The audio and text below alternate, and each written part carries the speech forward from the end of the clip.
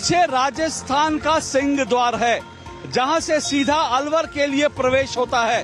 अलवर दरअसल पूर्वी राजस्थान का एक बहुत अहम जिला है। वैसे तो पूर्वी राजस्थान में अलवर के अलावा भरतपुर, करौली, इस तरह के कई जिले हैं, लेकिन अगर कुल मिलाकर देखें तो अलवर जो है इनमें एक बहुत महत्वपूर्ण क्षेत्र है। इसलिए महत्वपूर्ण क्षेत्र है क्योंकि यहाँ कुल मिलाकर 11 विधानसभा सीटें थी। जब बीजेपी की सरकार यहाँ बनी राजस्थान में, तब 2013 में बीजेपी को 11 में से 9 सीटें मिली। कांग्रेस सिर्फ 1 सीट जीत सकी।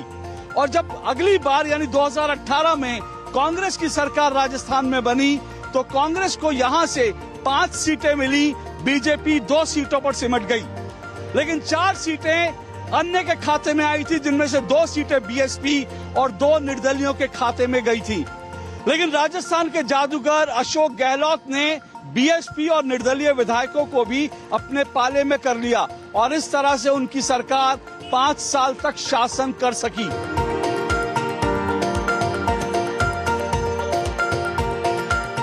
इस वक्त हम राजस्थान में हैं, राजस्थान में जहां एक जंग का ऐलान हो चुका है। लेकिन ये जंग डेमोक्रेसी की जंग है, लोकतांत्रिक तरीके से लड़ी जाने वाली लड़ाई है, वोटों की लड़ाई है। लेकिन यहाँ अलवर में एक और लड़ाई के चर्चे खूब हो रहे हैं और वो लड़ाई है जो गाजा पट्टी में चल रही है। हालांकि गाजा पट्टी यहाँ से करीब 4000 किलोमीटर दूर है, जहाँ पर इस वक्त इजराइल और हमास के आतंकवादियों के बीच जंग चल रही है। लेकिन यहाँ अलवर में गाजा पट्टी की जंग भी एक मुद्दा बन गया है और वो मुद्दा इसलिए बना, दरअसल युवा कांग्रेस के एक नेता हैं, उन्होंने हमास के आतंकवादियों के पक्ष में, उनके समर्थन में एक ट्वीट कर दिया है और उस ट्वीट को बीजेपी यहाँ पर मुद्दा बना रही है।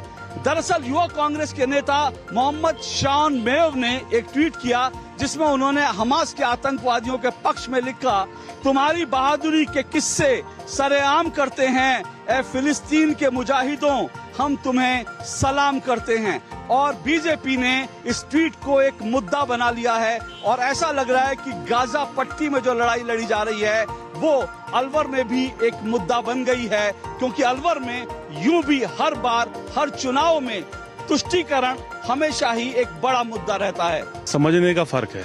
हमास क्या है, हमें इस चीज से कोई लेना देना नहीं है। हम समर्थन में है फलस्तीन के। और क्यों है? क्योंकि वो जगह फलस्तीनियों की है, फलस्तीन की है। पूर्व प्रधानमंत्री माननीय अटल बिहारी वाजपेयी जी ने खुले मंच से अपने भाषण में कहा, जिस प्रकार हिंदुस्तान हिंदुस्तानियों का है, उसी प्रकार फलस्तीन फलस्तीनियों का है। इसी के बेस को लेकर मैंने एक ट्वीट किया था और वो ट्वीट जो है फलस्तीन के मुजाहिद लिखा था, ना कि हमास के। हमास वहाँ की ऑर्गेनाइजेशन है, हमें उससे कोई लेना देना नहीं है। लेकिन बीजेपी का एक काम है, वो किसी को भी तो आतंकवादी संगठन बता देते हैं। अब मैं आपको एक चीज क्लियर कर देना चाहता हूँ, हमास को इंडिया ने भी अभी तक कोई टेररिस्ट ऑर्गेनाइजेशन नहीं माना है, पहली बात। दूसरी बात कि मेरा ट्वीट हमास के समर्थन में नहीं था, मेरा ट्वीट फलस्तीन के समर्थन में था। डीडी न्यूज का चुनाव रथ अलवर आ पहुंचा है, ये जानने के लिए क्या बोले राजस्थान, क्या बोले अलवर की जनता। और इस वक्त जहां हम हैं, ये दरअसल अलवर का जेल चौराहा है और पीछे जो आपने मूर्ति देखी वो दरअसल राव तुलाराव जी की मूर्ति है। अलवर के अंदर दरअसल गो तस्करी यहाँ पर बहुत होती है, इसलिए ये मुद्दा तो है ही। लेकिन कुल मिलाकर देखेंगे तो अलवर में जो है संवेदनशीलता बहुत रहती है। यहाँ पर कई तरह के मुद्दे जो है यहाँ पे हावी रहते हैं, क्योंकि यहाँ पर गो तस्करी है तो मॉब लिंचिंग की बात भी यहाँ की जाती है। और साथ साथ यहाँ पर यह भी होता है कि यहाँ पर तुष्टीकरण बहुत है, अपराध बहुत है, साइबर क्राइम यहाँ पर बहुत है और साथ साथ जो आम जरूरतें लोगों की हैं उनसे जुड़ी समस्याएं भी बहुत है। अलवर की जो सीट है, अलवर शहर की जो सीट है, वो पिछली बार 2018 के विधानसभा चुनाव में बीजेपी ने जीती थी। इस बार क्या मुद्दे हैं? हमारे साथ इस वक्त जो है तरुण जैन है। तरुण जैन भारतीय जनता युवा मोर्चा के अलवर के अध्यक्ष हैं। तो तरुण जी, ये इस बार अगर अलवर की बात करेंगे तो अलवर में क्या इस वक्त चुनावी मुद्दे आपको लगता है? अलवर में मुख्य चुनावी मुद्दे हैं जो यहाँ की राजस्थान सरकार ने मूलभूत सुख सुविधाएं, जो पेयजल व्यवस्था और बिजली की व्यवस्था, जो मुख्य व्यवस्था है वो धराशायी है। पानी की समस्या जो है पूर्ण रूप से फेल है। तो ये जो समस्या है, मूलभूत सुविधा, उनके अभाव में ये राजस्थान सरकार बिल्कुल विफल है। राहत कैंप के नाम पर ये कैंप चला रहे हैं, लेकिन ये मूलभूत सुविधाएं नहीं दे पा रहे कह रहे हैं बिजली पानी की भी यहाँ समस्या है, ये तो बड़े बेसिक जरूरतें हैं। ये बेसिक नीड है। आप ये देखिए जिस तरह से बिना उसकी जानकारी के बार बार यहाँ बिजली कटौती हो जाती है। जैसा कितने घंटे बिजली कटौती होती है? बिजली कटौती शहरी क्षेत्र में काफी हो रही है, ग्रामीण की तो क्या बात करें। इसमें कई बार आप देखते हैं कि सुबह सुबह जब पानी का समय रहता है, जब बिजली की कटौती हो जाती है यहाँ पर, और ग्रामीण क्षेत्रों में भी यहाँ बिजली प्रॉपर नहीं आ पा रही। तो मुख्य जो मूलभूत सुविधाएं हैं वो ही नहीं कर पा रहे, और राहत कैंप तो ये क्या करेंगे। तो मुख्य समस्या तो बिजली और पानी की है। यहाँ जो पेयजल पानी की क्या समस्या है? क्योंकि बिजली की जो समस्या जो तरुण जी बता रहे हैं, मैं ये आपको बता सकता हूँ, कल हम जहाँ ठहरे थे, यहाँ पर हम जब रात को जब पहुँचे और हमने यहाँ पर जिस जगह पर सबसे पहले हमने यहाँ पर अपना डेरा डाला, वहाँ पर हमारे सामने कम से कम 3 बार जो है बिजली गई और आई। तो ये बिजली की समस्या तो इसमें यहाँ पर दिखती है, लेकिन पानी की जो समस्या कह रहे हैं वो क्या है? पानी की समस्या सर ये है, यहाँ पर पेयजल पानी की जो व्यवस्था है, पीने का पानी वो बिल्कुल भी नहीं है। डार्क जोन में अलवर है, लेकिन राजस्थान सरकार अभी तक इसके ऊपर कोई प्रभावी कार्य नहीं कर पाई। केंद्र सरकार से जो पैसा आया 27,000 करोड़, उसमें भी ये सरकार भ्रष्टाचार के आरोप में गिर गई है। इनके जो अधिकारी हैं वो इसमें भी संलिप्तता उनकी पाई गई है कि भ्रष्टाचार। करप्शन भी एक बड़ा मुद्दा आप कह रहे हैं? बिल्कुल, पानी के करप्शन तो हर उसमें, भ्रष्टाचार तो मुद्दा राजस्थान सरकार की हर चीज में है, लेकिन पानी में भी उन्होंने पैसे नहीं छोड़े। पानी में भी उनके जो अधिकारी हैं वो भ्रष्टाचार के आरोप में पर तरुण जी, बीजेपी के जो मंत्री हैं, केंद्रीय जल संसाधन मंत्री, वो तो राजस्थान की हैं। वो तो कहते हैं उन्होंने घर घर जल पहुंचा दिया, नल से जल पहुंचा दिया, और आप कह रहे हैं यहाँ पर पानी की समस्या है। बिल्कुल, उन्होंने केंद्र सरकार ने 27,000 करोड़ का बजट दिया है, राजस्थान सरकार लेकिन उस बजट का निर्वहन नहीं कर पाए। निर्वहन जो उन्होंने करा था कि 4,000 करोड़ जो उन्होंने खर्च भी कर पाई थी, उनमें से भी आप देख रहे हैं कि जिस तरह से उन्होंने जो पानी की व्यवस्था करी है, उसमें इतना भ्रष्टाचार हुआ है। जो मटेरियल है, जो पाइपलाइन डली है, वो बिल्कुल खराब क्वालिटी की डली है, और उसके भी जो भ्रष्टाचार के जो आरोप लगे हैं उनके ऊपर, उसकी जांच हुई है। इसके जो अधिकारी हैं, एक्सीएन और जो इनके विभाग के अधिकारी हैं, वो इसमें गिरफ्तार भी हुए हैं।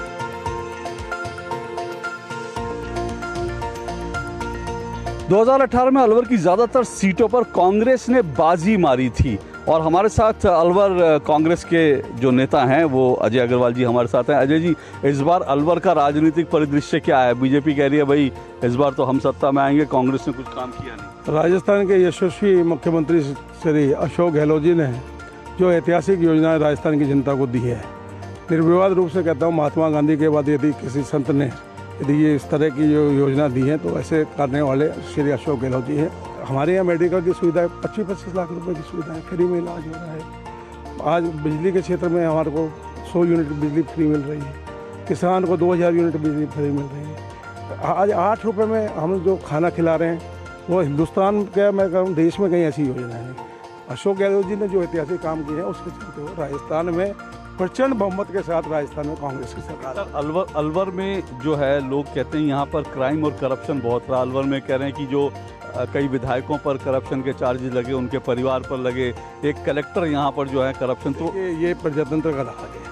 अब कलेक्टर पैसे किसी से ले रहा है तो कोई इसमें तो कोई पार्टी का कोई दोष नहीं रहा। आज भी जिस तरह के जो एक्शन हुए हैं, अशोक गहलोत जी के सामने के टाइम में सैकड़ों लोगों को करप्शन में पकड़ा है।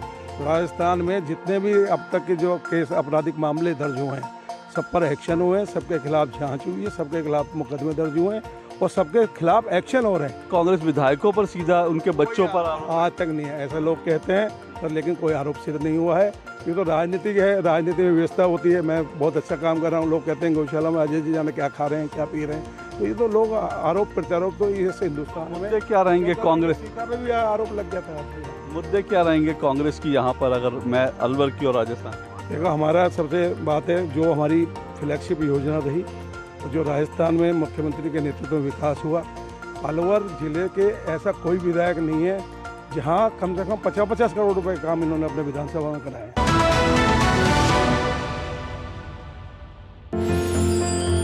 साल, बरस और सदी नहीं, एक युग गुजर जाएगा। उम्र न पूछो वंडर की, जब फर्क नजर आएगा। वंडर सीमेंट, फर्क नजर आएगा। गोल्डी छोले मसाले, जहाँ जाए रिश्ते बनाए, जहाँ जाए रिश्ते बनाए, गोल्डी मसाले। मैं क्या जी, सब जानते हैं, जहाँ दिखे मारियो अपना समझ के खा लियो। तुम्हें पता है इन्वेस्टर्स के लिए एक इन्वेस्टर प्रोटेक्शन फंड होता है IPF, लेकिन अगर तुम्हारा ट्रेड एक्सचेंज पर एग्जीक्यूट नहीं हुआ या फिर कोई गारंटीड रिटर्न्स वाली स्कीम है तो ये IPF आपकी मदद नहीं कर सकता है। और अगर आपका ब्रोकर ही डिफॉल्टर बन जाए तो फिर IPF आपको कॉम्पेंसेशन दिला सकता है। कहाँ से सीखा? NSE की साइट पर। समझ कर इन्वेस्ट कर। साल बरस और सदी नहीं, एक युग गुजर जाएगा। उम्र न पूछो वंडर की, जब फर्क नजर आएगा। वंडर सीमेंट, फर्क नजर आएगा। इस वक्त अलवर में मैं जहां खड़ा हूं, इस जगह को तिजारा फाटक के नाम से जाना जाता है। और ये तिजारा फाटक ये वो जगह है जो जनवरी 2022 में सुर्खियों में आई थी। और सुर्खियां न सिर्फ अलवर बल्कि पूरे राजस्थान और पूरे देश में सुर्खियां बनी थी। दरअसल तिजारा फाटक में एक ऐसा बलात्कार कांड हुआ जिससे पूरा देश हिल गया था। 11 जनवरी 2022 को यहाँ पर एक 16 साल की बच्ची पाई गई और वो बच्ची बुरी अवस्था में थी, उसके शरीर से खून बह रहा था। ये कहा गया, ये आरोप लगे कि उस बच्ची के साथ बलात्कार किया गया। और तिजारा में जो बलात्कार हुआ था, तिजारा फाटक पर जो बच्ची मिली थी, उसे अलवर का निर्भया कांड तक कहा गया। आप कल्पना कर सकते हैं कि वो कितनी भयावह घटना थी जिसे अलवर का, तिजारा का, इसे निर्भया कांड भी कहा गया। दुख की बात यह है कि वो बच्ची मूक बधिर बच्ची थी। इस बलात्कार कांड से पूरा देश हिल गया, लेकिन आज तक इतने साल बाद भी, 2 साल बाद भी इस बच्ची को आज तक इंसाफ नहीं मिला है। करीब 2 से 2.5 महीने बाद यहाँ की राजस्थान की पुलिस ने कहा कि इस बच्ची के साथ बलात्कार हुआ ही नहीं।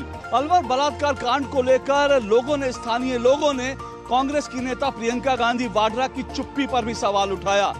यहाँ के स्थानीय लोगों ने यह सवाल उठाया कि प्रियंका गांधी वाड्रा जब उत्तर प्रदेश में जाकर ये कह सकती हैं, लड़की हूं, लड़ सकती हूं, तो राजस्थान की लड़कियों के लिए, राजस्थान की बच्चियों के लिए आखिर वो क्यों आवाज नहीं उठाती।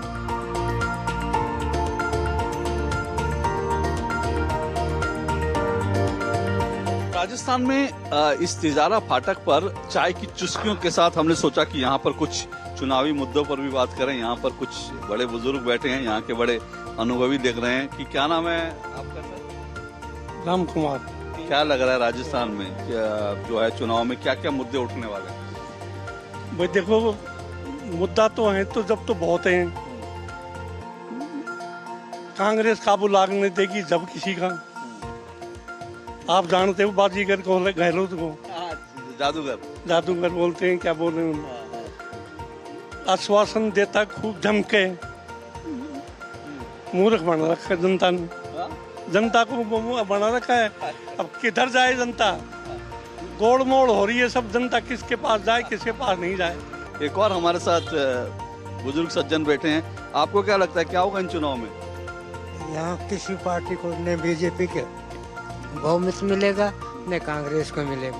फिर किसको मिलेगा? दोनों को, किसी को नहीं। जो निर्दलीय और थर्ड पार्टियां हैं जो समर्थन देंगी उसकी सरकार। थर्ड पार्टी तो यहाँ पर बीएसपी है। बीएसपी का तो कोई कैंडिडेट जीतेगा नहीं है। जीतेगा तो आम आदमी का जीतेगा, या वो हनुमान बेनीवाल है ना, वो सीट निकालेगा। और साउथ से, डूंगरपुर साइड से आदिवासी एक पार्टी वो निकालेगा। तो आप कह रहे हैं कि आम आदमी पार्टी भी जीत सकती है यहाँ? आम पार्टी की कम से कम 5-7 सीट आएंगी।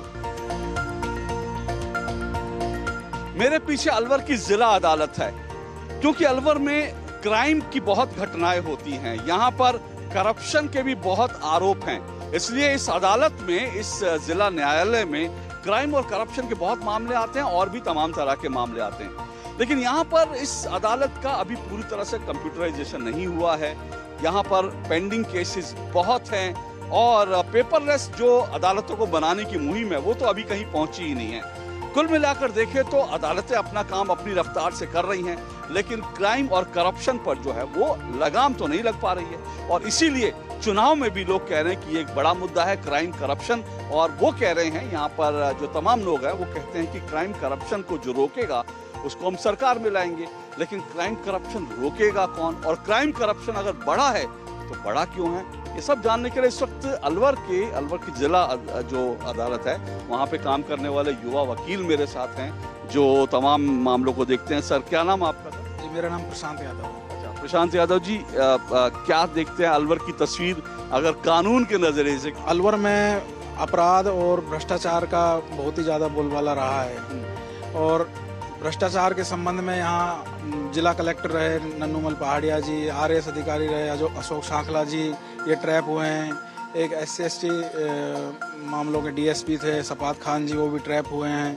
और कांग्रेस सरकार में सभापति रही तत्कालीन बीना गुप्ता जी, उनके बाद में पार्षद रहे कांग्रेस के ही नरेंद्र मीणा जी, ये भी भ्रष्टाचार के मामलों में ट्रैप हुए हैं। इसमें बड़े पुलिस अधिकारी भी हैं और जिनका जो जुडिशरी सिस्टम से जुड़े हुए हैं, जिनका काम न्याय दिलाने में सहायता प्रदान करना है, वो लोग जब ऐसे करप्शन में आते हैं तो ये एक बहुत सोचनीय बात हो जाती है कि कैसे आम जनता को न्याय मिलेगा, कैसे आम लोग सुरक्षित महसूस करेंगे।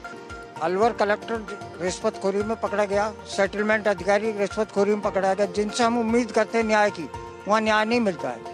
पिछले गत वर्ष गए हैं 5 वर्ष, उनमें जहाँ देखिए आप रेप किस हालत में हुए यहाँ पे, उनका सबूत मिटा दिया जाता है। क्राइम और क्रिमिनल दोनों ही बढ़ रहे हैं। त्रिलोक जी ने एक इम्पोर्टेंट बात कही, उन्होंने जो हम क्राइम और करप्शन की बात कर रहे हैं, उन्होंने बताया कि बलात्कार जैसे मामलों में वो कह रहे हैं कि सबूत मिटा दिया जाता है, खत्म, क्योंकि ये राजस्थान में महिला सुरक्षा भी एक मुद्दा बना हुआ है, तो वो अलवर में भी इशू है क्या? तो ऐसा पिछले गत वर्षों में हुआ था, मुकबदीर के साथ में रेप कांड हुआ था और शायद वो बहुत हाईलाइट भी था, पर उसमें अभी तक कुछ मेरे हिसाब से कुछ अनसोल्ड में वो आप कह रहे हैं कि मूक बगीर जो बलात्कार वो अनसॉल्व है, क्या हुआ उसमें, क्यों सबूत नहीं मिले क्या? उसके अंदर एक बच्ची थी जिसको सुबह से गायब थी, CCTV फुटेज खंगाली गई, तिजारा फाटक पे उसके अंतिम बार ब्लड और लड़की वहाँ से मिली थी। उसके ऊपर आज तक कोई कार्रवाई हुई नहीं है। DSP की टीम गठित की गई है, SP ने खुद संभाला मोर्चा, लेकिन कुछ निकल के नहीं आया, क्योंकि लापरवाही क्या है कि जो शहर के बीच में तो मुख्य जगह पर तो कैमरे लगा दिए गए, लेकिन जो बाहर के जो एरिया हैं जहाँ से क्रिमिनल्स आते हैं उन एरिया को छोड़ रखा है, क्योंकि वहाँ पे पुलिस मंथली उगाती है। अगर वहाँ कैमरे लग जाएंगे तो मंथली उगा ही नहीं सकती। आप अलवर जिले की हम अगर बात करें तो यहाँ पर भ्रष्टाचार का गढ़ बनी हुई है, और यहाँ के आप पहले देखें प्रशासन के सबसे बड़े अधिकारी कलेक्टर वो भी भ्रष्टाचार के मामले में जेल गए, यहाँ की नगर परिषद की सभापति वो भी भ्रष्टाचार के मामले में जेल गई, जो अलवर शहर का आज तक इतिहास का सबसे बड़ा काला अध्याय था। उसके अलावा यहाँ कांग्रेस के पार्षद वो भी भ्रष्टाचार के मामले में जेल गए। उसके अलावा अगर पुलिस की बात करें तो यहाँ पुलिस के ASI और अधिकारी हैं वो भी बलात्कार के मामले में खुद जेल गए, उन्हें कन्विक्शन हुआ है, तो यहाँ रक्षक भक्षक बना हुआ है। आप देखेंगे यहाँ पर साइबर की कितनी घटनाएं हो रही हैं, पास मेवात का जो एरिया है वो टटलूबाजी और जो ठगी के OLX ठगी के मामले में यहाँ पर अदर स्टेट की पुलिस यहाँ करके छापामारी कर रही है, जबकि यहाँ की जो पुलिस है वो निष्क्रिय हो चुकी है, क्योंकि राजस्थान का जो तंत्र है वो पूरी तरह सड़ चुका है। आप ये देखेंगे कि इससे पहले जो भाजपा का शासन था उस दौरान आज वर्तमान में अलवर से और दिल्ली नहीं जा सकता, भिवाड़ी से पहले लूट हो जाती है, रात में कोई भी राहगीर सफर नहीं करता, जबकि भाजपा के शासनकाल के दौरान अलवर से भिवाड़ी होते हुए दिल्ली खूब जाया जाता था। उस समय कोई ऐसी घटनाएं नहीं होती थी। व्यापारियों के लगातार अपहरण की फिरौती की घटनाएं आम बात हो चुकी हैं। यहाँ अलवर शहर के पूर्व विधायक के भाई के साथ भी फिरौती को लेकर के और घटना हो चुकी है। तो इस तरह की लूट, फिरौती, साइबर क्राइम, ये सब जो है इसका एक हब बनता जा रहा है अलवर। आप ये सोचिए, ये एक बड़ी बात है। लेकिन साथ साथ लोग ये भी कह रहे हैं कि जो महिला सुरक्षा है वो यहाँ पर बड़ा मुद्दा इसलिए भी है क्योंकि एक तो उन्होंने बताया कि जो मूक बगीर बच्ची के साथ जो बलात्कार हुआ, दूसरी सबसे गंभीर बात ये है कि यहाँ जो विधायक हैं इस पूरे क्षेत्र में जो है कई विधायक हैं, उन विधायकों के ऊपर भी आरोप है, उनके बच्चों के ऊपर। आप ऐसा भी हो कि किसी विधायक की भी इन्वॉल्वमेंट की खबर आई बलात्कार के मामले में, ये भी आरोप। राजगढ़ विधायक जोरीलाल मीणा जी के बेटे पॉक्सो एक्ट में गिरफ्तार किए गए हैं और उनके ऊपर कार्रवाई चल रही है। विधायक के बेटे पॉक्सो एक्ट में गिरफ्तार? जी, दीपक मीणा जी उनके बेटे हैं और उनको गिरफ्तार किया गया था और सुप्रीम कोर्ट के बड़ा हाईलाइटेड मामला था, सुप्रीम कोर्ट ने जमानत कैंसिल की थी, फिर पुलिस ने दबाव में आके फिर तब कार्रवाई की, वरना पुलिस उन्हें काफी समय तक संरक्षण देती रही। विधायक का बेटा जो है वो बलात्कार के आरोप में गिरफ्तार, और साथ साथ जो है इतना बड़ा रैकेट जिसमें जो है हर कोई इन्वॉल्व है, कलेक्टर तक भी जो है उनके ऊपर भी करप्शन के गंभीर चार्जेस लगे। तो अलवर की सिचुएशन इस वक्त ये हो गई है कि क्राइम और करप्शन के मामलों में अलवर जो है नंबर 1 हो गया है। साल बरस और सदी नहीं, एक युग गुजर जाएगा। उम्र न पूछो वंडर की, जब फर्क नजर आएगा। वंडर सीमेंट, फर्क नजर आएगा। मैं क्या जी, सब जानते हैं, जहां दिखे मारियो, अपना समझ के खा लियो।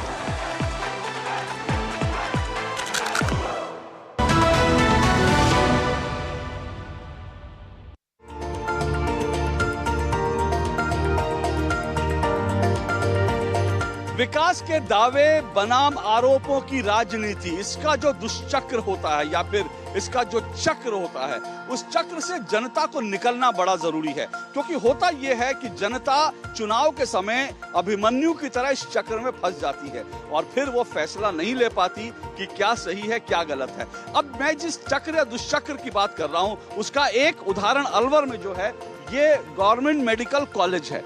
अब जैसे गवर्नमेंट मेडिकल कॉलेज है, इसको लेकर के राजस्थान सरकार ये दावा करेगी कि भाई ये मेडिकल कॉलेज देखिए हमने बनाया, हमने डेवलपमेंट किया, लेकिन केंद्र सरकार की तरफ से कहा जाएगा कि ये जो मेडिकल कॉलेज है इसमें भाई इतना पैसा तो केंद्र सरकार ने दिया, और इसी को लेकर के दोनों के बीच जो है डिबेट चलेगी, आरोप चलेंगे और जनता समझ नहीं पाएगी कि भाई डेवलपमेंट किया है तो किसने किया है, और जो कुछ अच्छी चीजें हो रही हैं वो कौन कर रहा है, जो खराब हो रहा है वो कौन कर रहा है। बहरहाल ये जो मेडिकल कॉलेज की कहानी है, इसको जानने के लिए पवन जैन जी हमारे साथ हैं। पवन जैन जी बीजेपी के पूर्व जिला मंत्री रह चुके हैं अलवर के, और जो है अगर कहें तो अलवर की जो सीट है, अलवर की जो विधानसभा सीट है, उसके ये जो है आकांक्षी भी हैं, उस सीट के लिए इनकी दावेदारी भी अभी चल रही है।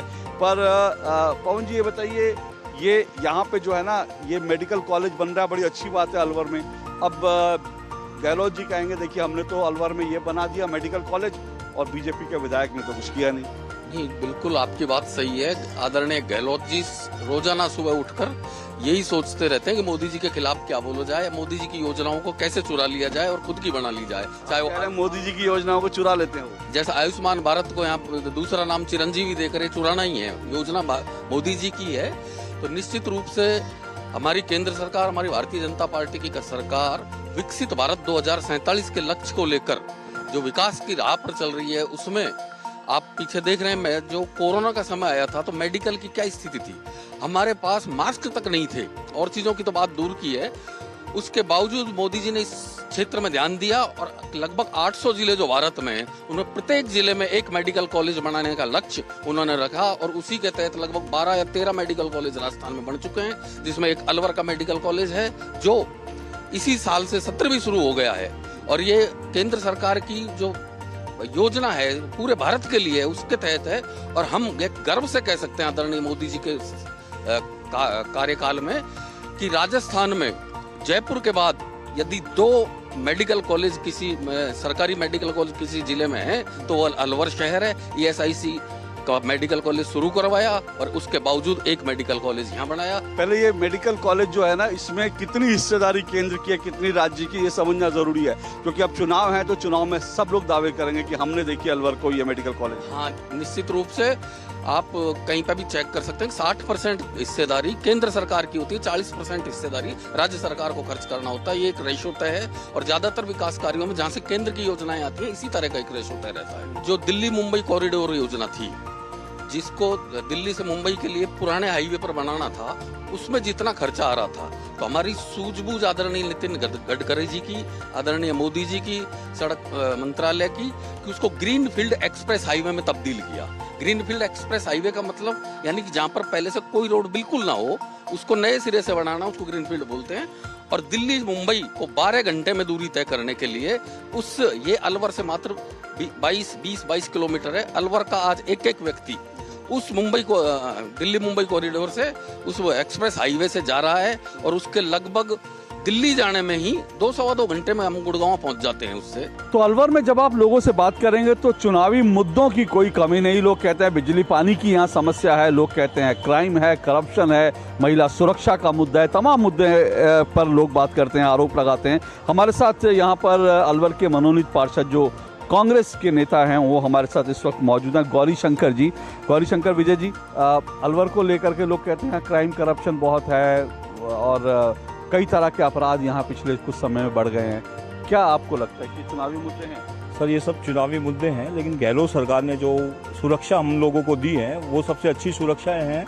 और ये सुरक्षाएं इतनी अच्छी है कि मैं आपको बता नहीं सकता। जो उन्होंने अब की बार जो योजनाएं चलाई हैं 10 की 10, वो हर गरीब तबके तक है, हर आदमी के, जैसे यहाँ की जो उनकी चिरंजी योजना है वो अच्छी है। अब आप जो सफाई के मुद्दे की बात कर रहे हो, वो नगर परिषद में बीजेपी का चेयरमैन, मैं कह रहा हूँ यहाँ लोग क्राइम और करप्शन दो चीज़ें कहते हैं कि क्राइम में कहते हैं यहाँ पर जो ऑनलाइन जो क्राइम होते हैं उसका बहुत बड़ा एक रैकेट बन गया। नहीं सर, वो ऑनलाइन जो है यहाँ पर आपके मेवात क्षेत्र है जो हरियाणा से टच में आता है, तो हरियाणा के लोग और जो करते हैं जो ऑनलाइन ठगी होती है वो सब पता रहता है किसको कहाँ से हो रही है। लेकिन बहुत ज़्यादा दिक्कत हो रही है, पूरे देश के अंदर ही दिक्कत है, क्योंकि एक ठग बैठे बैठे पेड़ के नीचे बैठ के नहीं पूरी ठगी कर लेता है। तो दुर्भाग्य है कि वो हमारे नज़दीक हरियाणा के लगता हुआ क्षेत्र में, मेवात क्षेत्र, वहाँ के लोगों को बारे में बताते हैं। जो अलायंस बना था, जो इंडिया अलायंस बना था, उसमें तो यहाँ पर तो सुन रहा हूँ कि आम आदमी पार्टी भी उतर रही है, समाजवादी पार्टी भी खम ठोक रही है। देखो सर, ये तो क्या है, क्षेत्रीय जब छोटे चुनाव होते हैं, एक बड़े चुनाव में और छोटे चुनाव में बहुत फर्क होता है। एक राजस्थान का चुनाव है, एक वो देश का चुनाव है। तो देश के चुनाव में सब साथ हैं और वैसे यहाँ पे भी सब साथ हैं। यहाँ पे भी टिकट समीकरण के अनुसार वो आपस में मांग करके नहीं जीतेगी, मतलब कांग्रेस ही यहाँ पे भी सरकार बन रही है कांग्रेस की, और गहलोत के नेतृत्व में अच्छी सरकार देंगे हम आपको। चलिए, गौरी शंकर जी कह रहे हैं जीतेगी कांग्रेस और एक बार फिर से जो है गहलोत जी के नेतृत्व में सरकार बनेगी। पर कांग्रेस गहलोत जी का नाम कब आगे करके ये दावा करेगी कि वास्तव में गहलोत जी ही सीएम के पद के इस बार भी दावेदार है, उसके लिए थोड़ा सा हम इंतजार कर रहे हैं अभी। बहुत बहुत शुक्रिया डीडी न्यूज़ से बात करने के लिए।